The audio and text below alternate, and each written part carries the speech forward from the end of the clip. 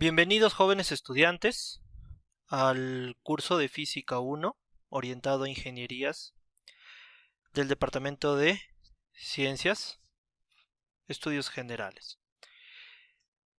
En esta oportunidad vamos a trabajar un tema de la Física 1 muy importante, sobre todo porque nos permite tener la base necesaria para poder nosotros tener entre las herramientas, los conceptos y la teoría que vamos a requerir para nuestro trabajo, nuestra labor y sobre todo reforzar ese análisis crítico que vamos a necesitar constantemente en nuestra vida profesional en adelante. Este tema fundamental forma parte de esa base necesaria. Este tema que vamos a trabajar el día de hoy es el movimiento en una y dos dimensiones y haremos un comentario respectivo para la generalización del movimiento en tres dimensiones. Nuestra sesión número 3.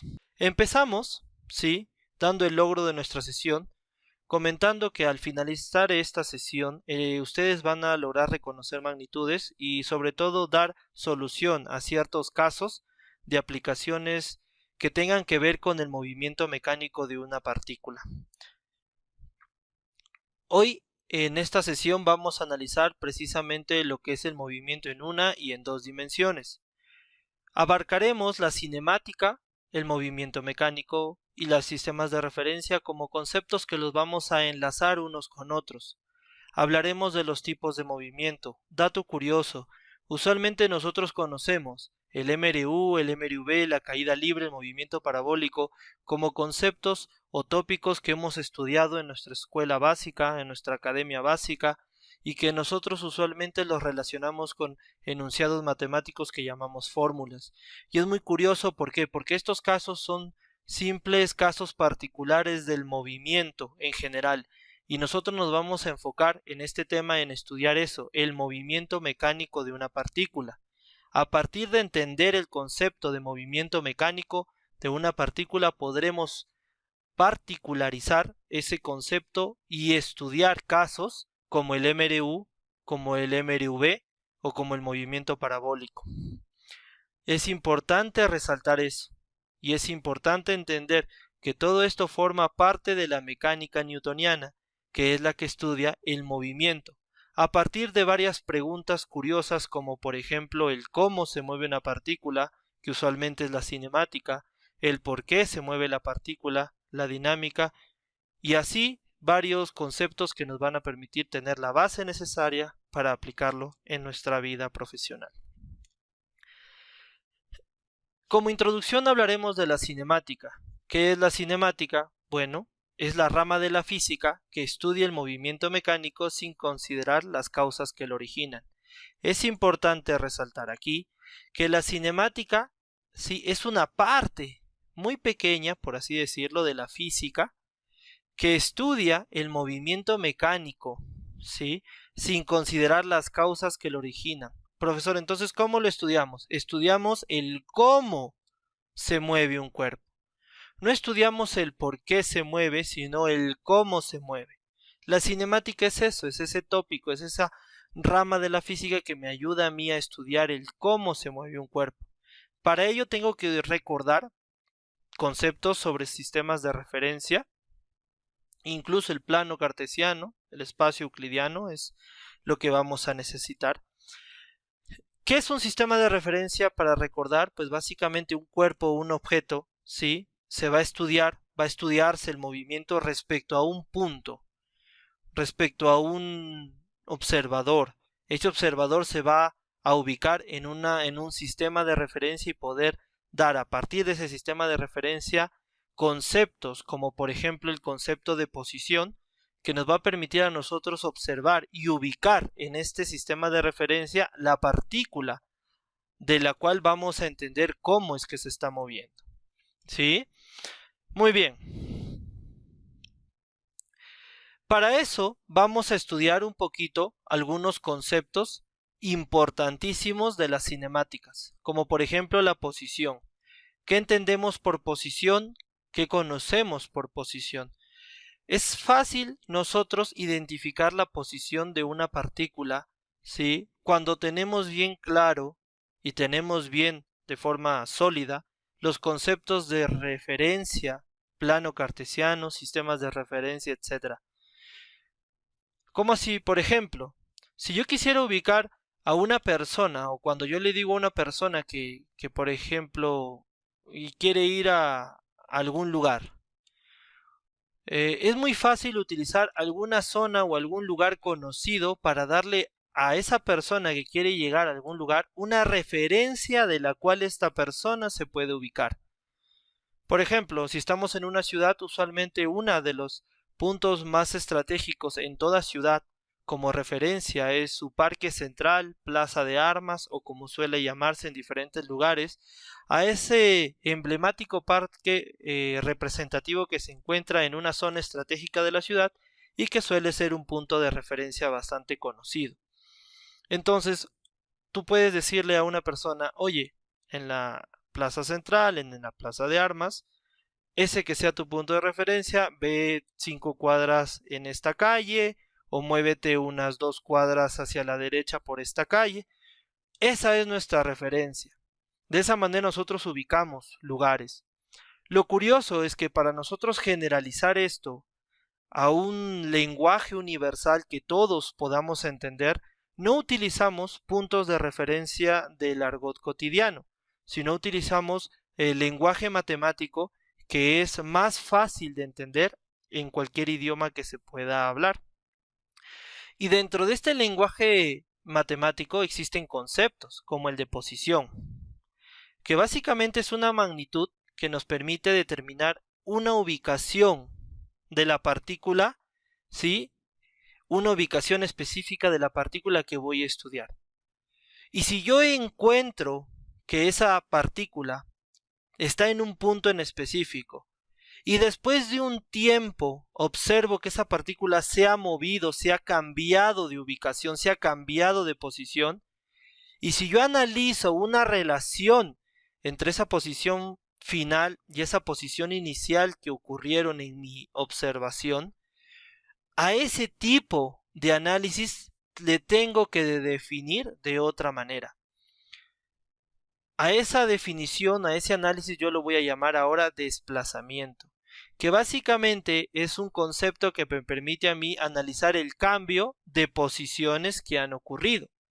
Lo dije, tenemos un cuerpo que lo ubico en una posición en un momento, luego después de otro momento esa posición cambia, y si yo analizo ese cambio, a ese análisis de ese cambio yo lo voy a llamar desplazamiento. Matemáticamente se puede definir como la variación de las posiciones, o también a veces se conoce como la distancia, siempre y cuando estemos hablando de una referencia en una sola dirección, ya sea horizontal o vertical. Y se puede definir como la posición final menos la posición inicial, siempre y cuando estas posiciones yo las haya ubicado a partir del concepto de posición y siempre y cuando esta posición tenga que ver con las definiciones de vectores. ¿Sí? Si yo tengo posiciones vectoriales es más fácil encontrar el desplazamiento cuando mis posiciones son vectoriales, porque simplemente realizo una simple resta de la posición final menos la posición inicial. Por ejemplo, del gráfico podemos observar que la posición final se encuentra a lo largo del eje X en la ubicación 5 y a lo largo del eje Y en la ubicación 2. Por lo tanto, la posición final será 5y más 2j. La posición inicial se encuentra a lo largo del eje X en la posición 1 y a lo largo del eje Y en la posición 4. Por lo tanto, yo puedo decir que la posición inicial es 1y más 4j. Al realizar el cálculo del desplazamiento, pues obtendré que mi desplazamiento viene a ser 4i menos 2j. Este desplazamiento se define como el vector que une de forma lineal el punto donde está la posición inicial y el punto donde está la posición final.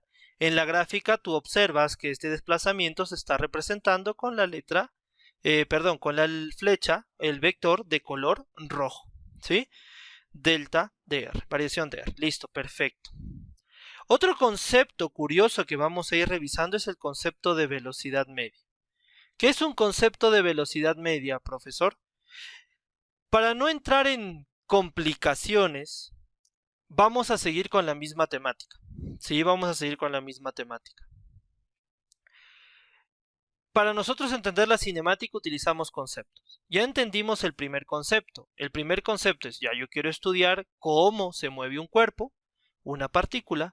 Lo primero que tengo que hacer es ubicar la partícula, saber en dónde está.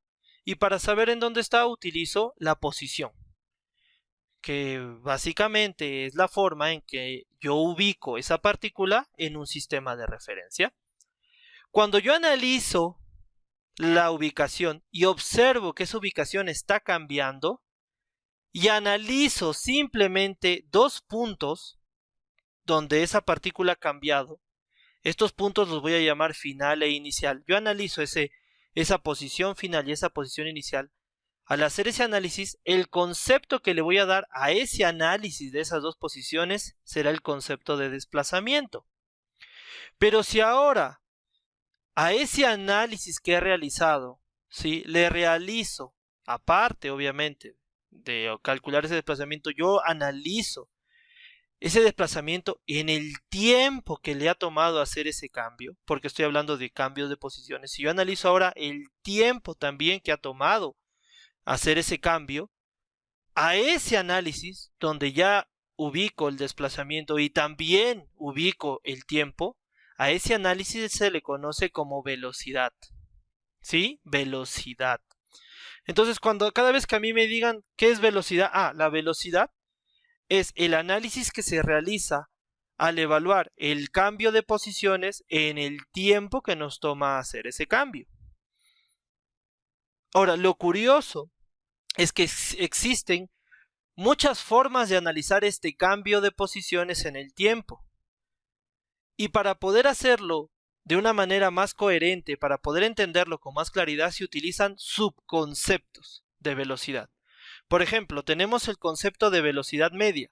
Algunos autores utilizan el concepto de velocidad media, otros autores utilizan el concepto de velocidad promedio, pero es básicamente el mismo. Es analizar, ¿sí?, básicamente el cambio de posiciones, ¿sí?, de forma vectorial.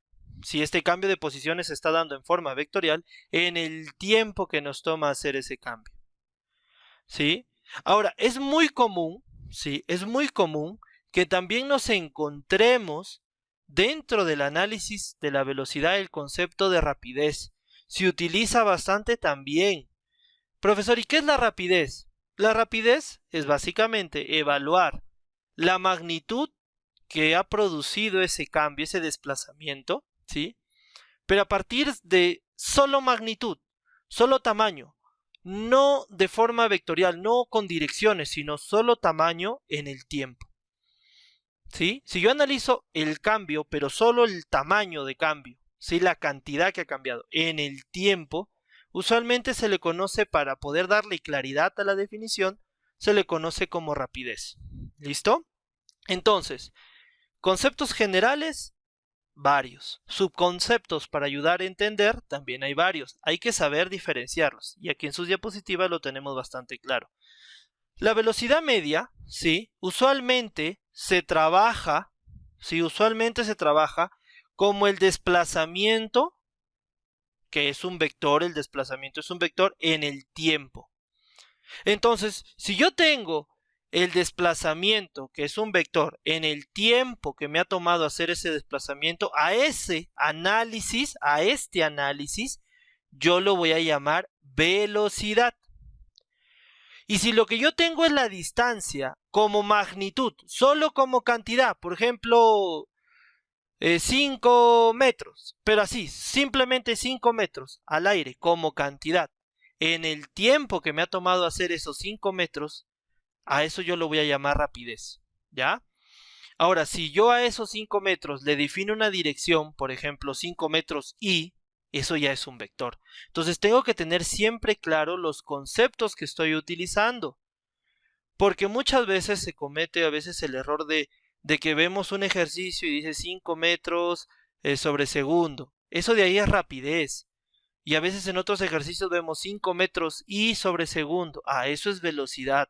Es importante conocer, ¿sí?, esos conceptos, porque nos ayudan a tener un orden al momento de explicar el cambio del movimiento de un cuerpo, de una partícula. Y no se descarta que al final siempre el objetivo es el mismo, entender cómo cambia una partícula, cómo se mueve una partícula. Pero se utilizan varios conceptos para poder entenderlo con precisión. Otro de los conceptos, o digamos de los subconceptos importantes, es la velocidad instantánea. ¿Y por qué es importante? ¿Por qué se le conoce como velocidad media o promedio y por qué se le conoce como velocidad instantánea? Es muy simple. La velocidad media o promedio es una velocidad teórica aproximada de cómo el cuerpo está cambiando en el tiempo, pero es una forma como quien dice promedio. Es como que no es exacta. De todo el movimiento te lo agrupa en una sola idea y te da la idea que te ayuda a entender su movimiento de forma general, por así decirlo. Pero si yo quisiera saber algo mucho más específico, como por ejemplo, no, yo quiero saber cómo está cambiando en 1 segundo, en 2 segundos, en 3 segundos, en 4 segundos. Para eso utilizo el concepto de velocidad instantánea. Este concepto me permite a mí medir el cambio de posición en cualquier instante de tiempo.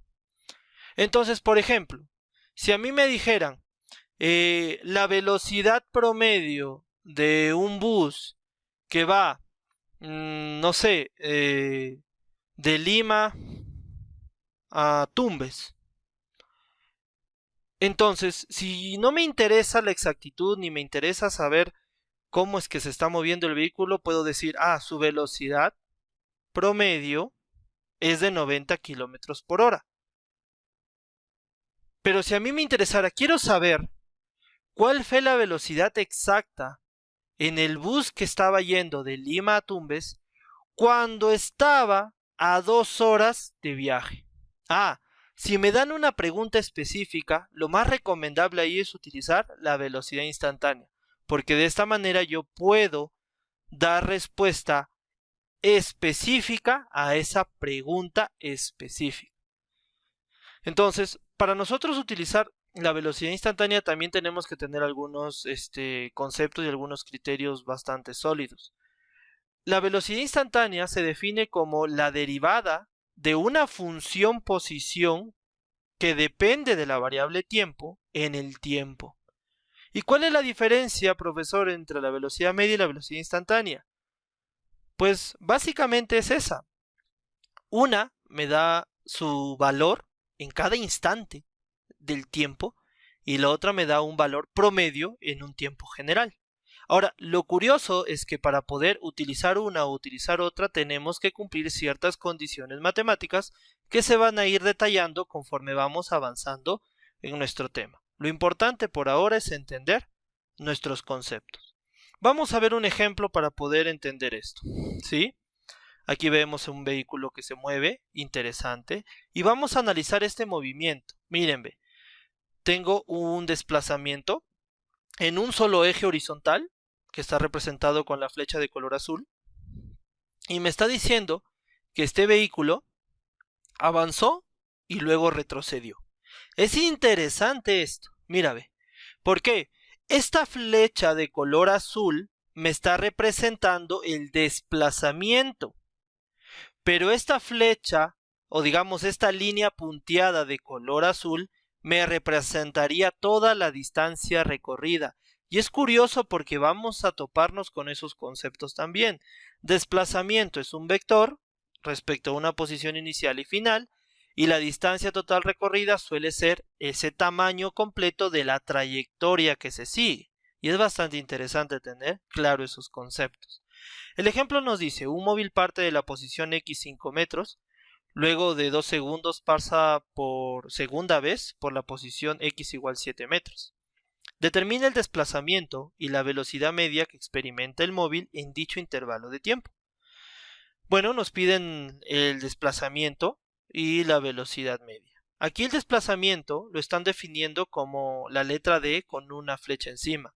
No confundan por favor el desplazamiento con la flechita encima que nos representa un vector y la distancia que usualmente es una cantidad, es un escalar.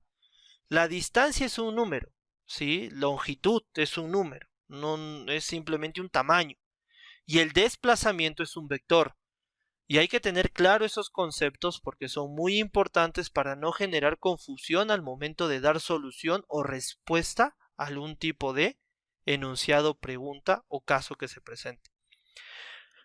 El desplazamiento es la posición final menos la inicial, lo tenemos claro. Dado nuestros datos, nuestro desplazamiento será más 7i menos más 5i, lo cual nos dará 2i. De esta manera tendremos nuestra velocidad media, el desplazamiento entre el tiempo, 2 metros y positivo sobre 2 segundos, lo que me va a dar una velocidad media, una velocidad promedio, también se puede llamar así, igual a 1 metro sobre segundo en la dirección y. Ahora, es importante resaltar lo que acabo de mencionar. No confundamos. Desplazamiento es un vector. La posición es un vector. La distancia total recorrida es un escalar. Y con eso construimos todo. Tenemos otro ejemplo. La posición de una partícula en función de las coordenadas cartesianas está dado por la siguiente ecuación. Ah, mira, una ecuación. Curioso. Aquí nos dieron un vector. Y aquí nos están dando otro vector. Pero ¿cuál es la diferencia? Ah, mira, este vector es simplemente un número con su dirección. Y aquí es una función que depende de una variable con su dirección. Y hay que identificar eso, cuando me dan un número con su dirección y cuando me dan una función con su dirección. Si la función depende de una variable, es curioso porque en matemática nos enseñan mucho a trabajar con funciones. Lo más bonito es que en física, en química, o incluso en la misma matemática, en estadística, en lo que es mecánica, en lo que es dinámica, termodinámica, fluidos, automatización, incluso en cursos, en temas del trabajo, en nuestra vida profesional, tópicos muy variados, todos los tópicos hablan, ¿sí?, de cómo funciona este mundo, esta naturaleza, con funciones. Y las funciones dependen de variables, y esas variables tienen significado. En matemática nos dan la base para trabajar con funciones, pero en los demás cursos, en todos los demás cursos, nosotros aprendemos que esas funciones significan algo. Y significan algo, ¿por qué? Porque esa variable significa algo. Esta función r igual a 10 más 8t al cuadrado y más 6tj es una función posición que depende de la variable t. Esta variable t se le conoce como variable tiempo. Significa que este tiempo va a ir cambiando 0, 1, 2, 3, 4, 5, 10, 100, 1000. Y ese simple hecho de que va cambiando, pues le da obviamente su condición de variable, porque va a ir cambiando en diferentes puntos de vista. ¿Sí? Y es muy importante entender que todo lo que existe en este mundo, obviamente hablo de toda la naturaleza, de la sociedad, de cómo funciona, todo eso se rige por funciones que dependen de variables que significan algo. ¿Cómo sabemos las proyecciones a futuros del cambio de las divisas? ¿O de cómo es que sabemos que el mercado financiero sube o baja? ¿O cómo identificamos ciertas proyecciones? ¿O cómo establecemos ciertos parámetros que nos permiten a nosotros hacer predicciones estadísticas? Bueno, porque manejamos funciones que dependen de variables y al manipular estas variables obtenemos respuestas. Y eso no cambia de la física, no cambia en la química, no cambia en la estadística, no cambia en ninguno de los temas. Siempre se van a utilizar lo mismo. Lo importante es tener el contexto claro. En este caso, R es una posición que depende del tiempo, por ejemplo. Entonces, esta posición me va a decir cada vez que el tiempo cambie, esta posición va a cambiar. Esta posición me dice que está en metros y este t está en segundos porque me representa el tiempo. A partir de esto me pide determinar el desplazamiento y la velocidad media entre un tiempo igual a un segundo y un tiempo igual a 10 segundos. Como la posición, el cambio de posiciones me va a dar el desplazamiento y también me piden la velocidad media, lo que tengo que hacer es empezar a calcular cada uno de ellos en función de los datos que me dan. Por ejemplo, para cuando el tiempo vale 10 segundos, la posición será esto de aquí reemplazando mi tiempo 10 segundos, lo cual será 810i más 60j. Y para un tiempo 1 segundo, la posición inicial será 18i más 6j. Al realizar el cálculo del desplazamiento, posición final menos inicial, obtendremos un desplazamiento de 792i más 54j. Asimismo, la variación de tiempos es 10 menos 1, 9 segundos. Al hacer el cálculo, obtengo una velocidad media expresada en forma de vector de 88i más 6j metros sobre segundo. Otras cantidades importantes de la cinemática es la aceleración. Si ya vimos la posición, que era básicamente el concepto que me permite a mí ubicar una partícula en un sistema de referencia, en el espacio, por ejemplo. Ya vi el desplazamiento, que básicamente era analizar cómo esas posiciones van cambiando, nada más. Ya vi la velocidad, que era básicamente analizar el cambio de las posiciones en el tiempo que me toma hacer ese cambio. Ahora aparece un nuevo concepto que es el de aceleración. El concepto de aceleración a mí me permite analizar, evaluar cómo ahora cambian las velocidades en el tiempo que le toma hacer ese cambio. Cuando ya analizo, cuando una persona, un estudiante, una persona interesada, analiza el cambio de velocidades en el tiempo que cambian esas velocidades, a ese análisis se le conoce como aceleración. Y es importante resaltar eso, ¿por qué? Porque si nos damos cuenta, la cinemática es estudiar o ver cómo es que van cambiando, ¿sí?, una partícula en el tiempo. Evaluar el cambio, siempre es importante evaluar el cambio. Si nosotros queremos conocer algo a futuro, evaluamos el cambio que tiene lo que queremos estudiar. Cómo va cambiando, cómo va evolucionando en el tiempo. Siempre van a escuchar esas palabras. Evolución, cambio en el tiempo, porque es importante analizar eso. Y todos los tópicos, ¿sí?, física, ciencia, matemática, incluso hasta el arte, ¿sí?, la arquitectura, la ingeniería ha sufrido una evolución. En el tiempo ha ido evolucionando y cuando tú estudias ese cambio ves cómo va creciendo. En la física también, nosotros evaluamos el cambio, solo que dependiendo de cómo lo evaluemos le damos conceptos. Si evalúo el cambio de posiciones, se llama desplazamiento. Si evalúo el cambio de posiciones en el tiempo, se llama velocidad. Si evalúo el cambio de velocidades en el tiempo, se llama aceleración. Y así puedo construir un montón de teorías, conceptos de muchos temas, de muchos cursos. En este caso, la aceleración es el cambio de velocidad en el tiempo que toma hacer ese cambio. En el sistema internacional es metros sobre segundo al cuadrado. Y si yo quiero saber ese cambio de forma instantánea, de forma precisa, en cada instante de tiempo, utilizo la aceleración instantánea, que básicamente es la derivada de la función velocidad en el tiempo, o bueno, respecto al tiempo. Y como la velocidad es la derivada de la posición respecto al tiempo, por cálculo, podemos decir que la aceleración también es la segunda derivada de la función posición respecto a la variable tiempo. En el sistema internacional también se mide en metros sobre segundo cuadrado. Vamos a ver una aplicación 3. La posición es una magnitud vectorial que se emplea para determinar la ubicación del objeto en cualquier instante de tiempo.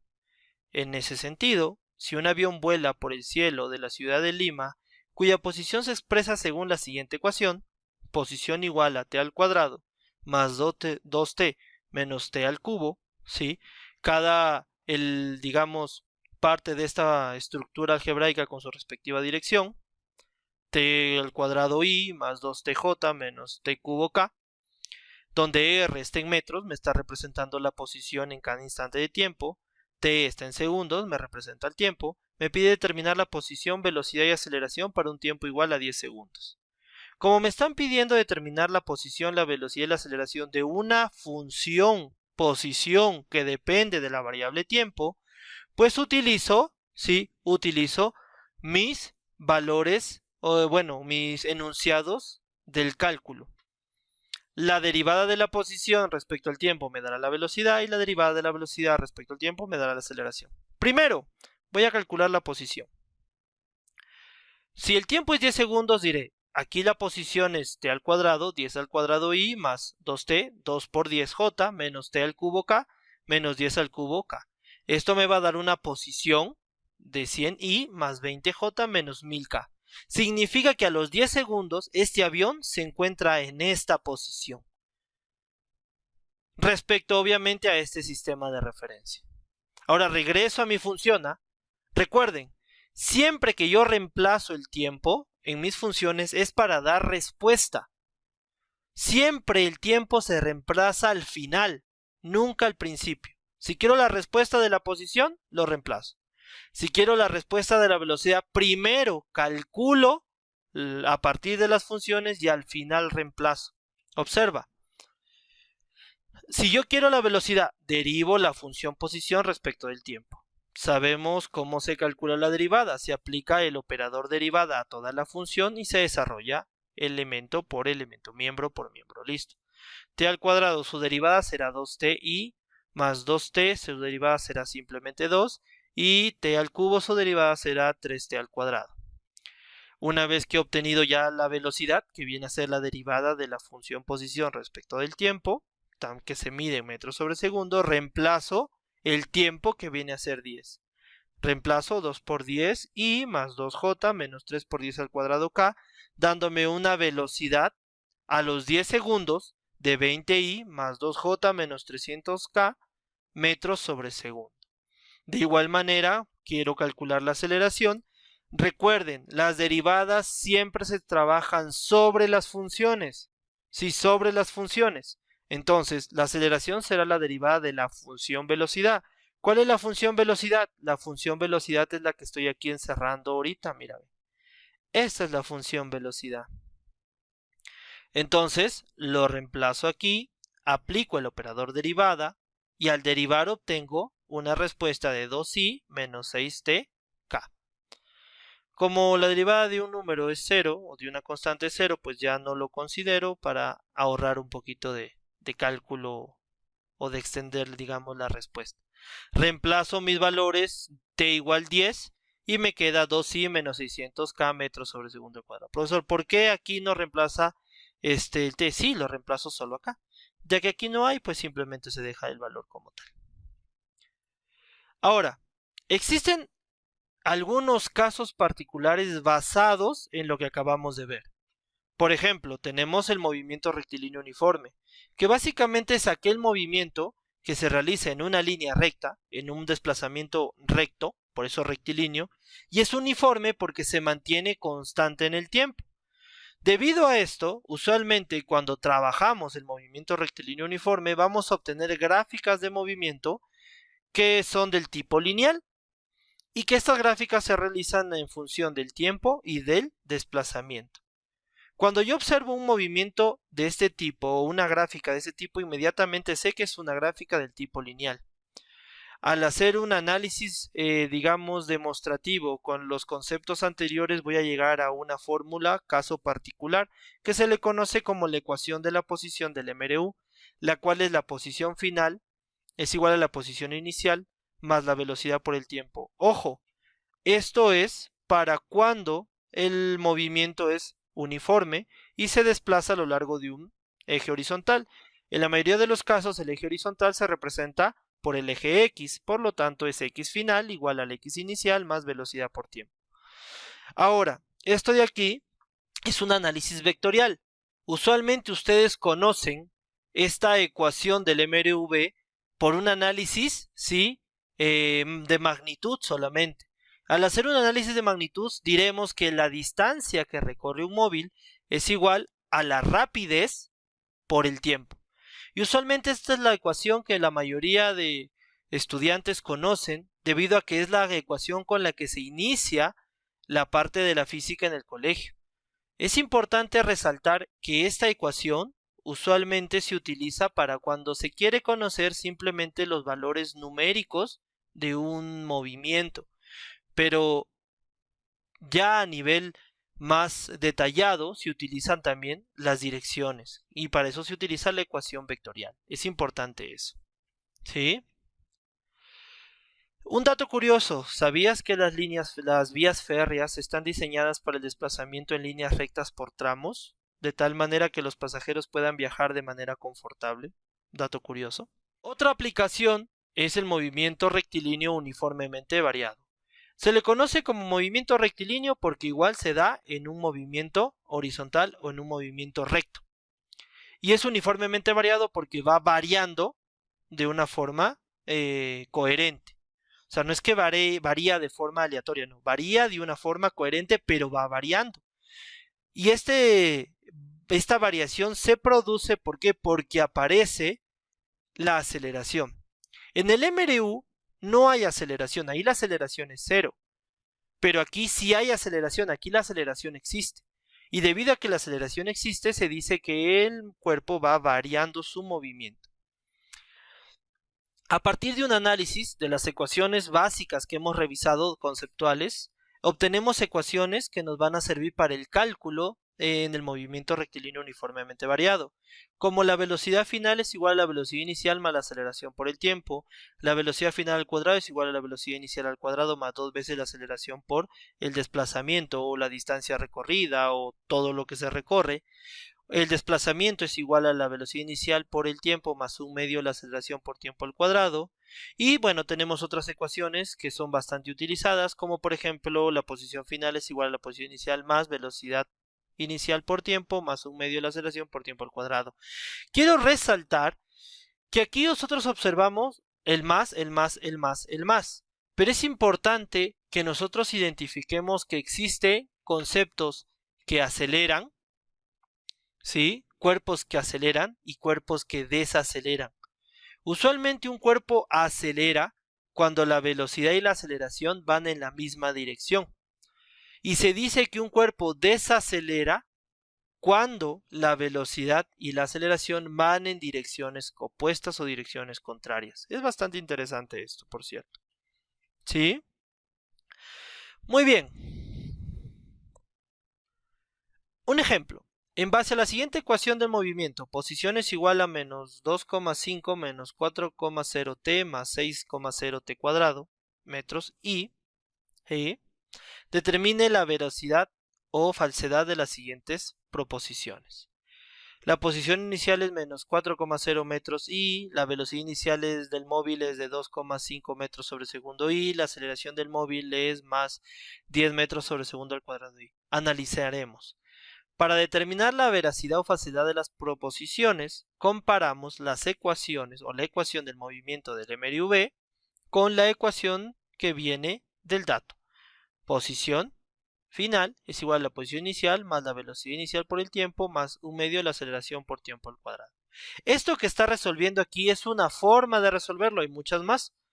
Solo es cuestión de investigar y dedicarse un poquito a trabajar. Al realizar el cálculo, observamos, miembro a miembro, que no se va a cumplir dichas condiciones, por lo que nosotros tenemos que entender que nuestra posición inicial es menos 2,5, no menos 4. La velocidad inicial es 4, no 2,5, bueno, menos 4. Y la aceleración, pues obviamente aquí será un medio de la aceleración es 6, por lo tanto la aceleración será 12. Lo cual ninguna de estas proposiciones, dado este análisis intuitivo, pues obviamente es verdad. Entonces todas son falsas. Cuestión de velocidad. Otro de los conceptos interesantes es la caída libre. Es importante resaltar que la caída libre es otra aplicación del movimiento rectilíneo uniformemente variado, solo que en vez de ocurrir a lo largo del eje horizontal X, este ocurre a lo largo del eje vertical Y. Para el movimiento rectilíneo uniformemente variado, conocido como caída libre, aún el estudio se vuelve más particular. ¿Por qué? Porque la aceleración es un valor constante que usualmente llamamos aceleración de la gravedad. Y la aceleración de la gravedad tiene un valor a nivel del mar en promedio de 9.81, usualmente se redondea a 9.8, en algunos casos se utiliza 9.81, y pues en el colegio a veces nos dan la extrema libertad, y lo digo así, de redondearlo a 10, lo cual no siempre es recomendable. Siempre es recomendable trabajar con la gravedad 9.8, 9.81. Ya a nivel universitario es recomendable usar eso, pero al final se reduce a un cálculo que está gobernado por algunas ecuaciones interesantes de revisar, como por ejemplo la velocidad final de caída es igual a la velocidad inicial más la gravedad, aceleración de la gravedad por el tiempo, o la altura es igual a la velocidad inicial por el tiempo más 1/2 la aceleración de la gravedad por el tiempo al cuadrado. Es importante entender que aquí muchas veces nosotros confundimos. El cuerpo va hacia abajo negativo o el cuerpo va hacia arriba positivo. Está bien, es muy bueno conocer digamos, el acuerdo de las direcciones. Me voy a la derecha positivo, voy a la izquierda negativo, adelante positivo, atrás. Es muy bien, está muy bien conocer el acuerdo sobre las direcciones y su signo que las acompaña. Pero nunca nos olvidemos, en el movimiento rectilíneo uniformemente variado, existe un concepto llamado aceleración. Y la aceleración tiene una dirección. Y si la aceleración va en la misma dirección que la velocidad, puedo decir que el cuerpo acelera, por lo tanto, positivo. Pero si la aceleración va en dirección contraria a la velocidad, pues puedo decir que el cuerpo desacelera, por lo que su valor de aceleración será negativo. Nunca vas a encontrar una letra A que signifique desaceleración, no. Usualmente el más A significa acelerar y el menos A significa desacelerar. Lo mismo para la gravedad. Más G significa que la gravedad está acelerando el cuerpo y menos G significa que la gravedad está desacelerando al cuerpo, que se mueve en caída libre. Tenemos algunos ejemplos, desde un globo aerostático que asciende verticalmente con rapidez constante de 30 metros sobre segundo, se suelta una piedra y se observa que impacta en la superficie terrestre, luego de 7 segundos de haberse soltado. Determine a qué altura respecto a la superficie terrestre se soltó la piedra. Nos piden, pues básicamente, la altura de caída. Listo. Muy bien, en el instante que se suelta la piedra, este no cae directamente, sino que por inercia continúa su movimiento realizado caída libre, pero con una rapidez inicial de 30 metros sobre segundo. Entonces, este cuerpo empieza primero con un movimiento de 30 metros sobre segundo y luego, cuando llega a una altura máxima, ¿sí?, empieza a caer. ¿Cómo así? Aquí el cuerpo está con una velocidad y está subiendo con una velocidad, pero como la aceleración de la gravedad siempre va hacia abajo, recuerda, mira, la velocidad para arriba, la aceleración de la gravedad para abajo. Profesor, si la velocidad y la aceleración van en direcciones opuestas, significa que el cuerpo está desacelerando. Como desacelera, este cuerpo se va a detener y se detiene en lo que se conoce como el alcance máximo vertical. Una vez que se detuvo, como todo lo que sube tiene que caer, empieza a caer. Y si cae, si te das cuenta, si este cuerpo empieza a caer, ¿sí?, empieza a caer hacia abajo, ahora esta caída, resulta que la velocidad de caída tiene la misma dirección que la gravedad, observa. Como ahora la velocidad de caída tiene la misma dirección que la gravedad, resulta que este cuerpo está ahora acelerando. Y va a acelerar, acelerar, acelerar, hasta que pues llega, obviamente, y caiga. Profesor, una pregunta. Cuando el cuerpo acelera, cae, cae, cae y choca en el piso, ya se detiene. Es lo más curioso de que nosotros tenemos que tener en cuenta una cosa muy importante. Primero, ¿sí?, nosotros no vamos a calcular al cuerpo cuando choca, sino vamos a calcular al cuerpo en ese nanosegundo, atosegundo, instante antes de que choque. Siempre vamos a trabajar con eso. ¿Listo?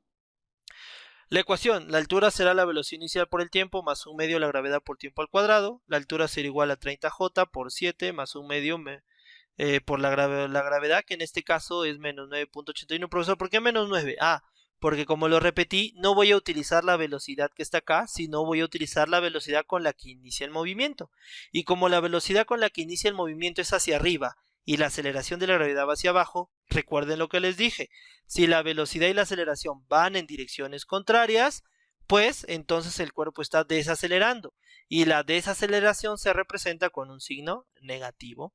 Muy bien, calculo y obtengo que la altura viene a ser 30,345 metros. El movimiento parabólico, y voy a ser bastante conciso con esta parte, es un movimiento compuesto en donde el cuerpo describe una trayectoria parabólica.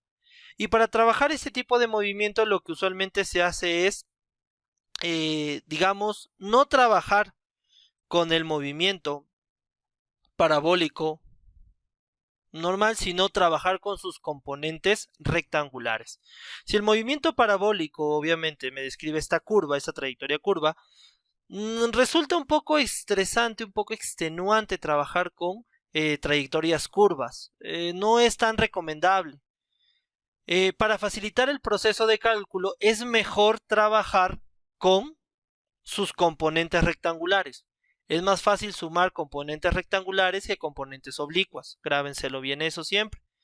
Y cuando nosotros trabajamos con sus componentes rectangulares vamos a observar dos componentes.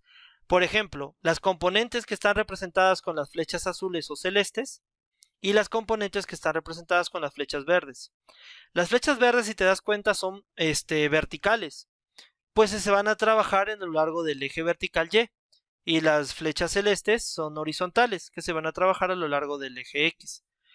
Para trabajar con las componentes horizontales voy a utilizar el MRU. El movimiento horizontal será movimiento rectilíneo uniforme, por lo que utilizaré la ecuación del movimiento rectilíneo uniforme. Y cuando trabaje con las componentes rectangulares de color verde, utilizaré, pues, obviamente, la matemática o las fórmulas de la caída libre, que viene a ser la altura igual a la velocidad por el tiempo más un medio la aceleración de la gravedad por el tiempo al cuadrado. Y listo. Lo único que hago es eso. En vez de trabajar con un movimiento oblicuo, pues trabajo con sus componentes rectangulares.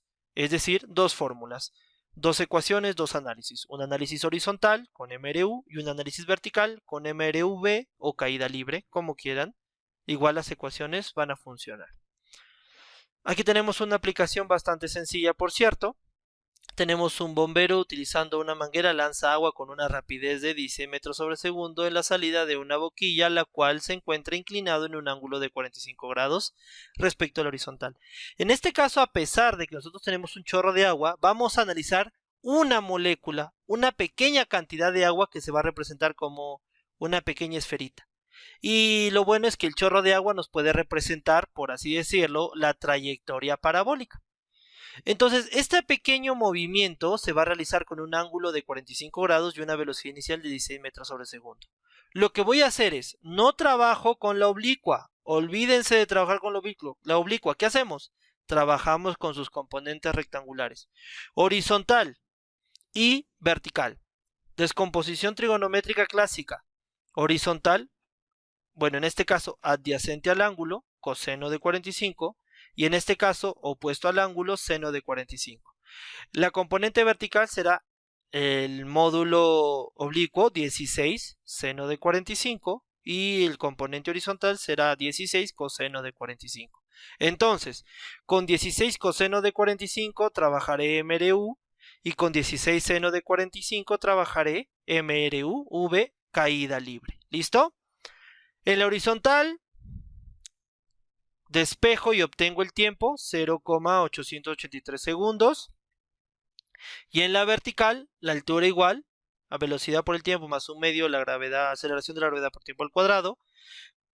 Propongo los cálculos matemáticos, despejo la altura y obtengo 166 metros. Profesor, ¿por qué h-1? Bueno, porque todo esto es h, y el bombero desde donde sale el chorro de agua está a 1 metro, y si todo esto es h, este pedacito será h-1, solo por eso.